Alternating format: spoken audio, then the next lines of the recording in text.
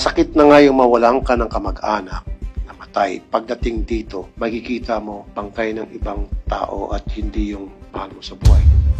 Nung January 1, patay na daw po si Mama dahil daw po sa suffocate. To keep themselves warm, nagkaroon ng burning ng coal. However, walang ventilation doon sa room. Yun ang ulat ng pagkasawi. Baka kauwi na po yung labi sa lalong madaling panahon.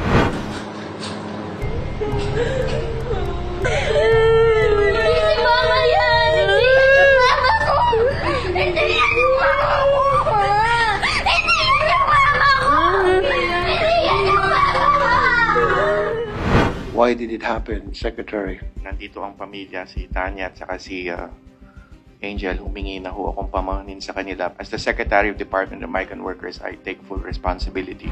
Ayon sa paliwanag ng cargo forwarder, binigay sa kanya ng Kuwaiti Criminal Investigation Division ang labi with the name ni Jenny. At that point, sabi nung service forwarder, walang maka-identify na family nung victim ni Jenny, ng OFW. And the next sentence in his explanation was that posibleng nagkaroon ng pagkakamali sa fingerprinting. Usually, we rely on the fingerprinting kasi yan ang exact science. Sa aking palagay, Mr. Chair, hindi sapat ang paliwanag ng service provider. Sa side ko, Mr. Chair, meron pang higit na pagpapaliwanag na kailangan makamit sa service provider dito.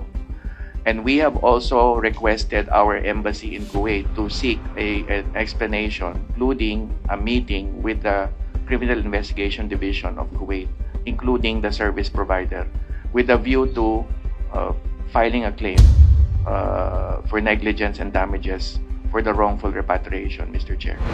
Yung pag-uusap po namin is January 1, na nagsabi po siya na nandun na daw po siya sa destination nila. And nagsabi po ako na mag-iingat siya noon that time is wala na po siyang update noong January 1 po ng gabi. So nagantay po ako ng call niya and January 2, wala pa rin po. Then January 3, nagsabi na po ng amo niya na wala na raw po yung mama ko. Wala siyang mga sinabing pahiwatig na meron siyang problema sa kanyang amo? Actually po, last 2023, nagsabi na po yung mother ko na kinukulong po siya sa mismong bahay pag umaalis po yung amo niya. Oh, yan ba'y naiparating nyo sa DMW, sa OWA? Actually po, ayaw po ng mama ko na lumabas po yung ganon kasi nangihingi po yung amo niya ng privacy because yung yung amo niyang pong babae is a teacher. So parang ayaw po ng amo niya babae na masira po yung pangalan niya. Tapos lagi po siyang kinokontrata pag uuwi po ng Pinas. Like, sasabihin po na pag hindi ka bumalik dito, hindi ko ibibigay yung buong sahod mo. Oh, hino-hostage yung sahod? Yes po. Niipit. Actually po is yung amo niyang lalaki is a drug lord. Oh! Paano niyo po nasabi yun? Sige po. Nung nalaman po na namatay na po yung nanay namin, yung mga kaibigan niya po is kinokontak kami. Sinabi pong ganun. Kaya nagtaka daw po na kung bakit bumalik pa yung nanay namin. And then sinasabi daw po is yung amo niya ay hinihipuan din siya.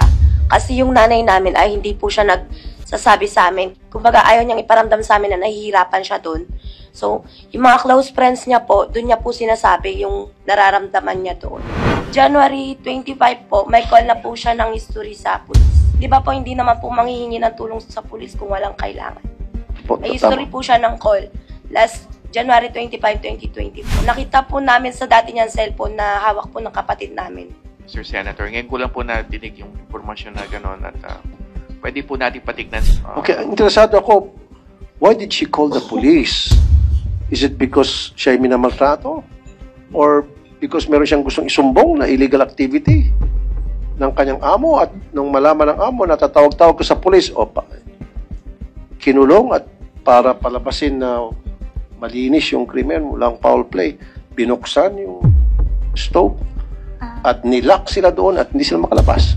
Titingnan po natin yung criminal aspect of the case that we will file regardless of the criminal intent. But yun po nakikita ko ngayon na without the autopsy results, we can move ahead and file that case.